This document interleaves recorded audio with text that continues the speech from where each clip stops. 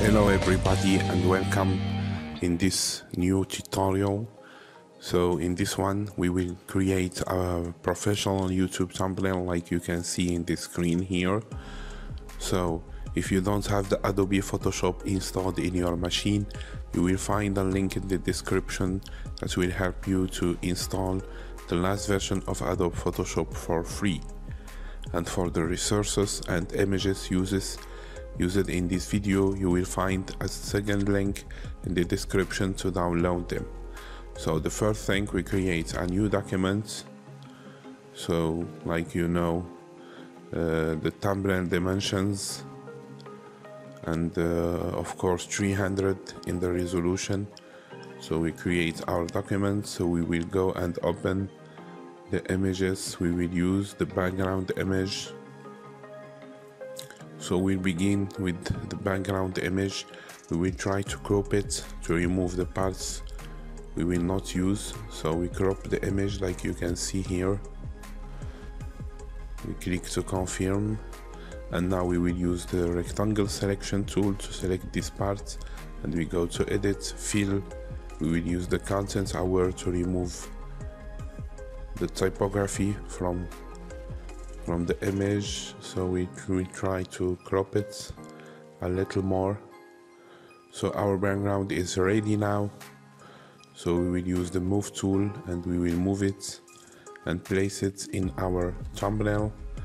We will convert it to a smart object, and using Ctrl T we will transform the background and resize it and make it accurate with our thumbnail documents. Alright, now it's fine. So we continue resizing the image.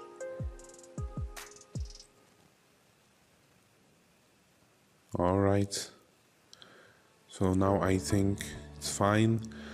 Now the next step, we go to filter, blur and Gaussian blur. We will add a little Gaussian blur to our image. We will blur it a little like you can see here, and we go to the option and we use exposure, and we will minimize a little the exposure to make it a little darkness. Alright, so the second step, we go to this image and using the subject selection tool, we will select the person here, a little zoom in to see the parts we have to include. So you use the quick selection tool, and with the minus option we remove the parts we don't want to include them in our selection. That's fine from here, and we will go to the top and refine the image here. That's fine now. So now the next step is to create a mask. Very good. Like you can see, we go to select and mask, and we make the opacity to 100, and we will use the refine edge tool to remove these yellow parts from the hair to make the selection more real and more professional before we move it to our thumbnail document, of course. So we continue using the refine edge tool in the hair. You can see the original image and the difference we get now. So we will minimize the shift edge option to make the mask more professional, and we will move it using the move tool. We convert it to a smart object, and using Ctrl T to transform and resize the person in the image like you can see here. Alright, we make the image a little smaller to make it look more real and more professional. Okay, we will place it here. We add a little size. I think now it's fine. Alright, so now we create a new layer. We will go to the typography option, typography tool, and we will type, of course, how to make. So this is the first sentence. For the font, we use the Bebas new font, the bold, of course, the bold option, and the size it will be 15. Alright, so we use Ctrl G to duplicate this typography layer, and we will change the sentence to YouTube thumbnails. Alright, we make the typography more bigger here, and using Ctrl G we duplicate another time this layer, and we will change the sentence to thumbnails, and we duplicate the first layer, and finally we will type like this. Alright, so don't forget to subscribe to get more very interesting Photoshop and graphic design tutorials. Alright, everything is now okay. So for now we will add a little effect in the YouTube sentence. So we select the type layer, and we go to color overlay. We will choose a yellow color.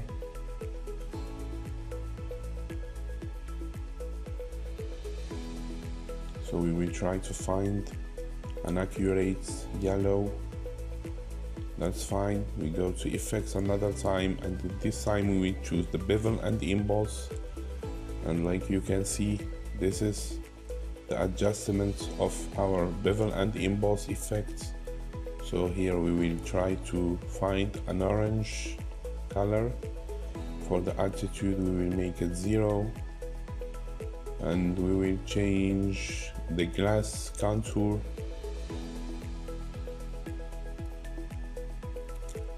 So I think this one, it will be fine. Maybe this one here, okay. I think now it's fine. For the bevel and the emboss effects,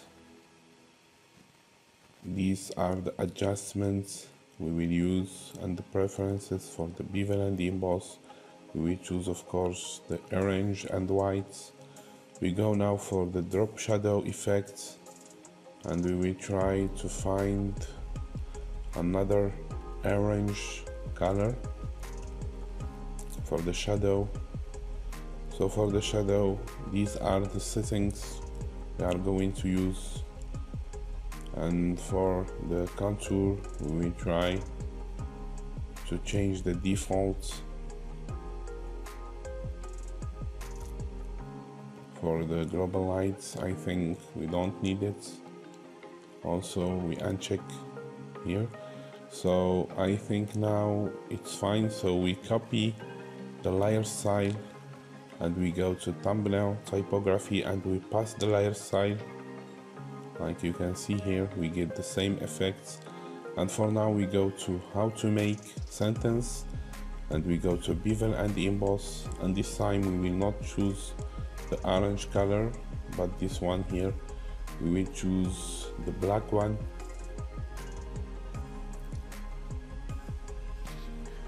So here we will choose the black color. Alright, that's good. We will change the glass contour, and for the drop shadow we will try to find a color which is near to black. Okay, we choose the gray color here, and for the settings we change them a little. Okay, we click OK, and for like we do earlier, we will choose this layer.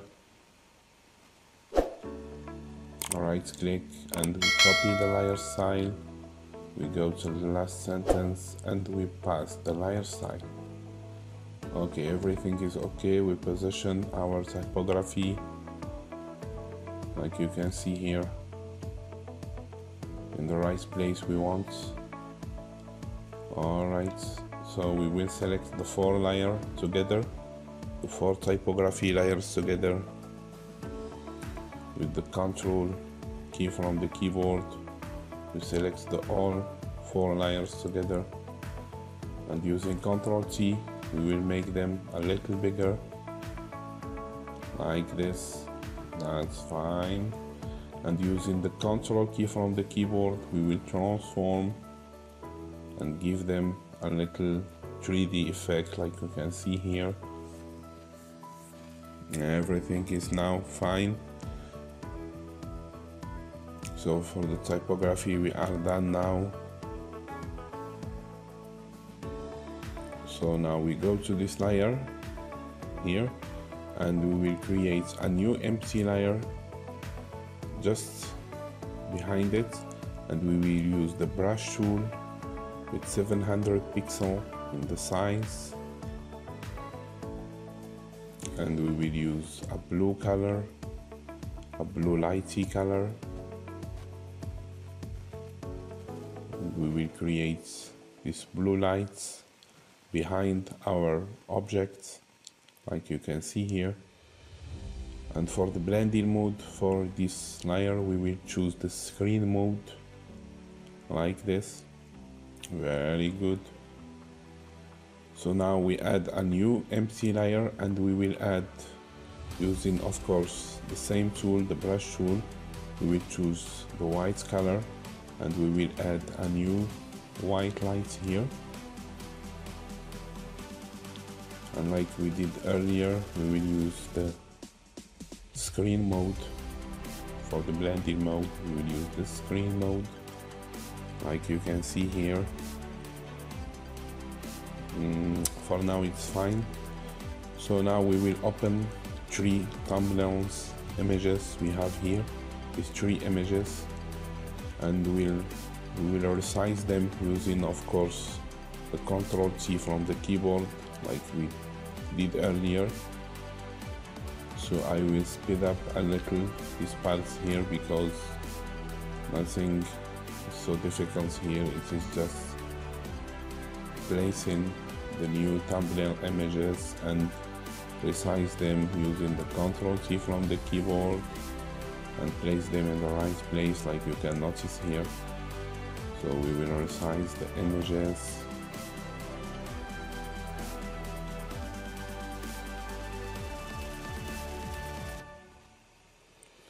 Like you can see here, we will place the second one here, a little rotation. Okay, and the third one, like we did earlier, convert it to a smart object first, and using Control T from the keyboard shortcut, we will try to resize this third thumbnail image and we will place it here as the bottom, so another little rotation. Okay, alright, that's fine for now. So now we will try to add a glow effect, a glow lighting effect to every layer from these 3 thumbnail images. So we try to add a little rotation here. So now I think everything is fine. So we select the first one, we go to effects, glow effects, outer glow, we will choose with a light with the yellow. So for the second one we will try to choose this orange one, and for the last one we will try to, of course, the same effect, but we change the color to this blue one. Alright, so now it's fine for our 3 layers, 3 thumbnails images. So now we will go here just before the blue light layer.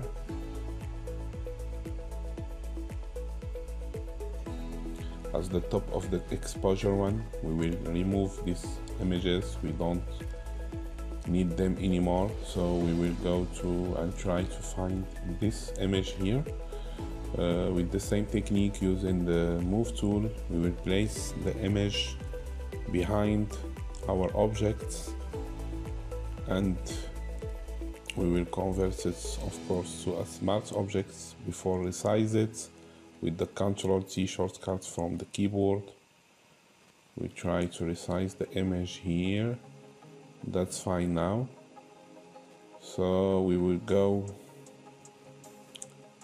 and place it just as the bottom of the blue light layer, and we will choose another time for the blending mode. I think the screen mode, like you can see, is give us a very realistic effect and very professional lighting effects. Okay, we will choose the screen mode. Another time, just to remember you, if you want to download the images and the resources, use it in this tutorial. You will find them in the link in the description of this video, of course. Alright, so now everything is okay. Like you can see here, we need just to place this image in the right place. Alright, so I think now just don't forget to subscribe and to encourage us to make more useful graphic design tutorials. So here we will use these two images. So for this one, of course, they are PNG images. They don't have any background, they are transparent. So we convert it first to a smart object. Using Ctrl+T, we transform it and we place it as the top of our document. In the same manner, we will open this YouTube PNG image. So we need this one, which is transparent and don't have any background. We place it in our image, so we convert it to a smart object first, and using Ctrl+T, we rotate the image 90 degrees. Alright, everything is okay now.